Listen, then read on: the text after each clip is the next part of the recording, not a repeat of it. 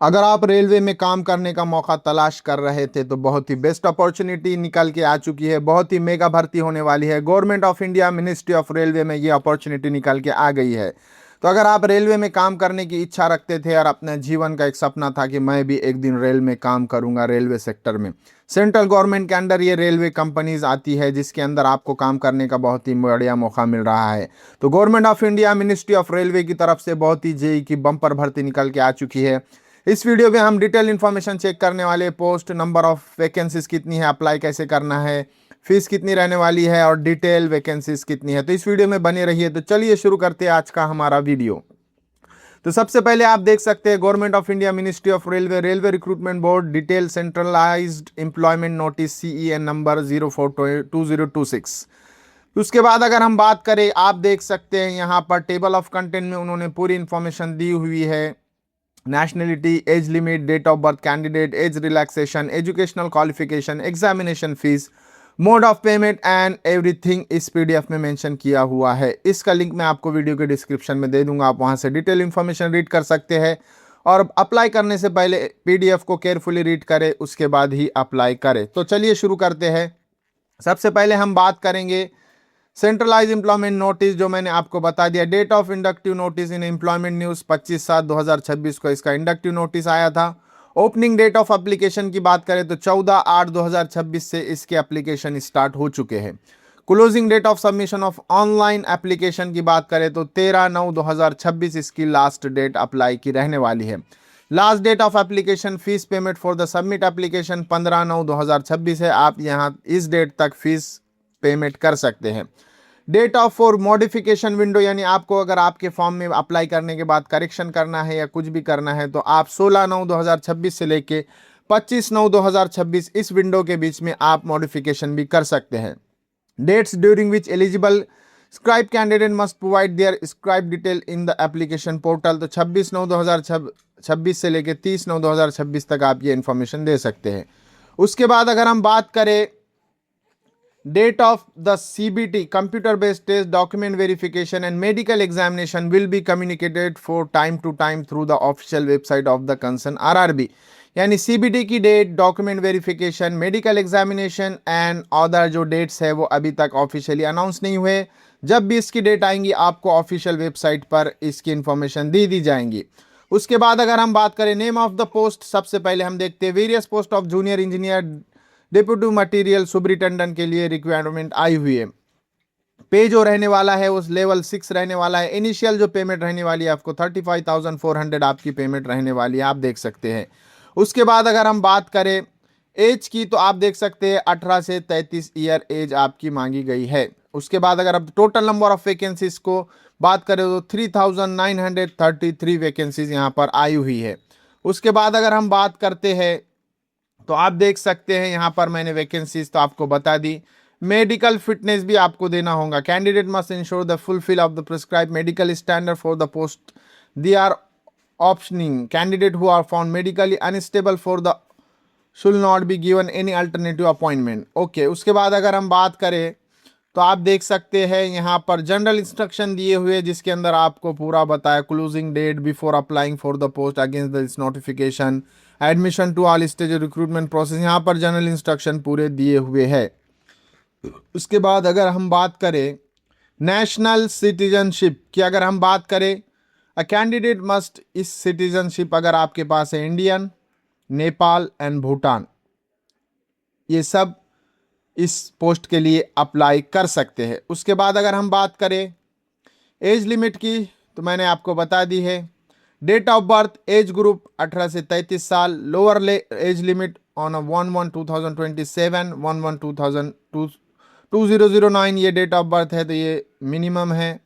Unreserved EWS के लिए ये है डेट, OBC NCL के लिए दिस एंड SC ST के लिए this. Upper age limit relaxation, then community age relaxation यहाँ पर दिया है किसके, SC ST के लिए 5 साल रहने वाला है, OBC नॉन क्रिमिनल ईयर के लिए 3 ईयर। यहाँ पर डिटेल इन्फॉर्मेशन दी हुई है। उसके बाद हम बात करते हैं educational and qualifications. Please see the post parameter Annex A for the prescribe qualification for each post. उसके बाद अगर हम बात करें एग्जामिनेशन फीस की, अगर बात करें तो candidates will have to pay the prescribed fee as per their community category and detailed below.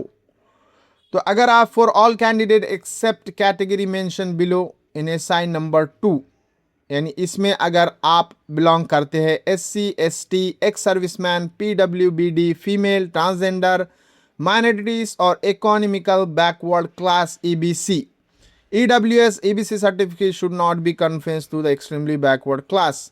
तो अगर आप इसमें बिलोंग करते हैं तो आपकी जो फीस रहने वाली है 250 रुपीज़ पर पर्सन।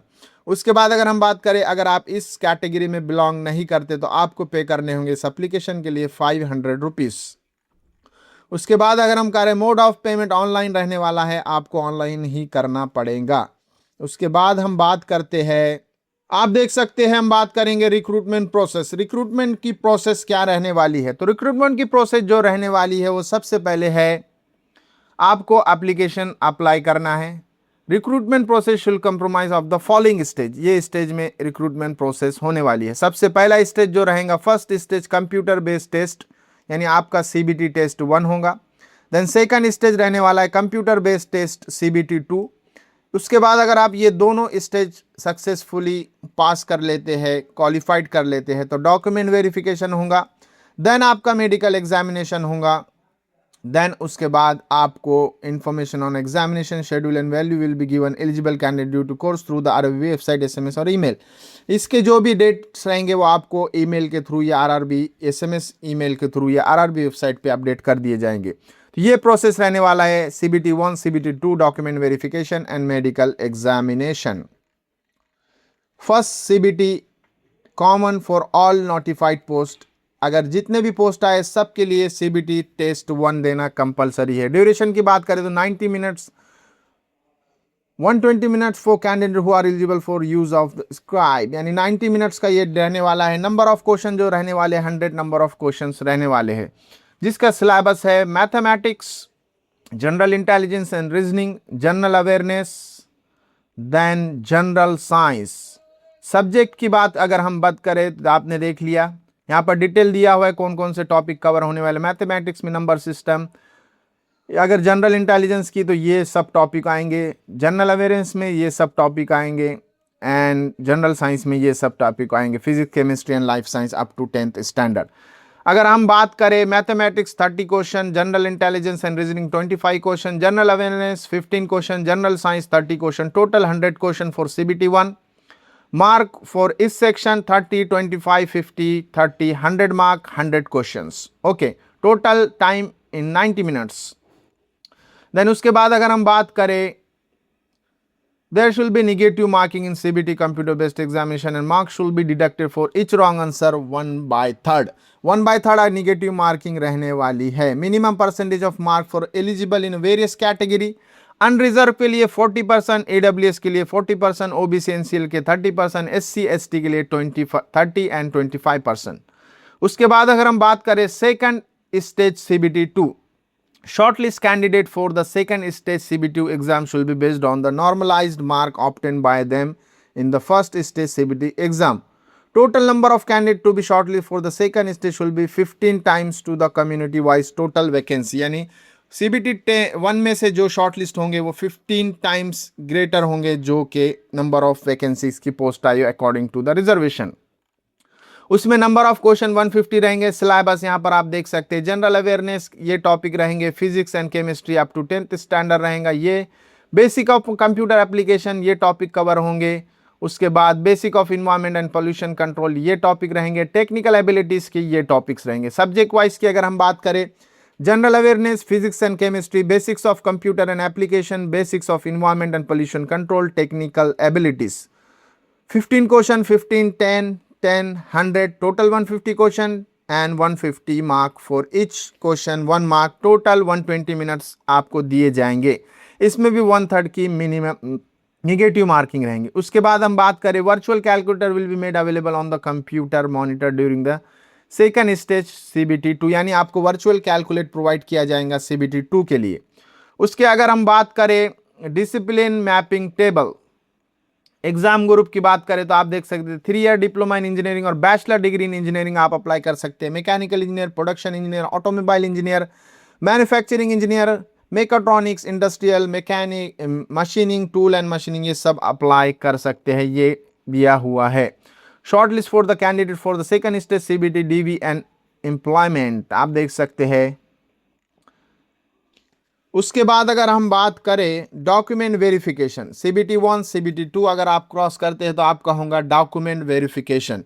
डॉक्यूमेंट वेरिफिकेशन में आप देख सकते हैं candidate will be short listed for the document verification based on their mark in the merit in the second stage CBT 2, यानी फर्स्ट जो सीबीटी रहने वाला है वो क्वालिफाइड सीबीटी है, और जो सेकंड सीबीटी रहने वाला है कंप्यूटर बेस्ड टेस्ट, वो आपका सिलेक्शन क्राइटेरिया सेकंड सीबीटी के बेस्ड पे होगा। उसकी जो मेरिट लिस्ट लगेंगी उसमें अगर आप रैंक कर जाते हैं तो आपका सिलेक्शन डॉक्यूमेंट वेरिफिकेशन के लिए आपको बुलाया जाएगा।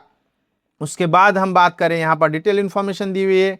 हाउ टू अप्लाई आपको करना है, सबसे पहले candidate must read all the information and instruction given to the detail CEN carefully before filling the online application. आपको सबसे पहले क्रिएट अकाउंट करना है आरआरबी के ऑफिशियल वेबसाइट पे, create an account with the RRB. Then उसके बाद आपको identity authentication adviser, general guidance for submission of online application, यहां पर सब कुछ दिया हुआ है। Live photo capturing for the candidate during application, आपको लाइव फोटो अपलोड करना है, यहां पर उसका भी सब इंफॉर्मेशन दिया हुआ है, कैसे अपलोड करना है, क्या करना है, सब इंफॉर्मेशन यहां पर आपको दी गई है।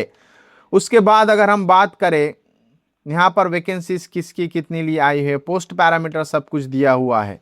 जैसे junior engineer design electrical level in 7-6, electrical department electrical, यहाँ पर आप देख सकते हैं। नंबर ऑफ वैकेंसीज भी यहाँ पर दी हुई है, कौन से पोस्ट के लिए कौन सा पैरामीटर मांगा हुआ। 3 year diploma in mechanical electrical electronic given और the combination of any subject stream basic string, यहाँ पर कौन कौन से क्वालिफिकेशन मांगे हुए सब कुछ यहाँ पर दिया हुआ आप देख सकते हैं। डिटेल इंफॉर्मेशन यहाँ पर उन्होंने दी हुई है।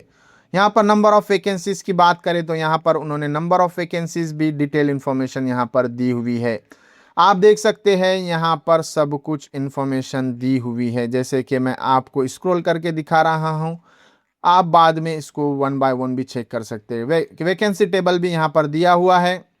Junior engineer electrical department AMU unreserved 00 SC, total number of vacancy 2। Junior engineer electrical department general services, number of total vacancies 18। इसी तरह सब के लिए अलग अलग सेक्टर, अलग अलग फील्ड, अलग अलग के लिए सब कुछ नंबर ऑफ वैकेंसीज यहाँ पर दी हुई है, आप देख सकते हैं।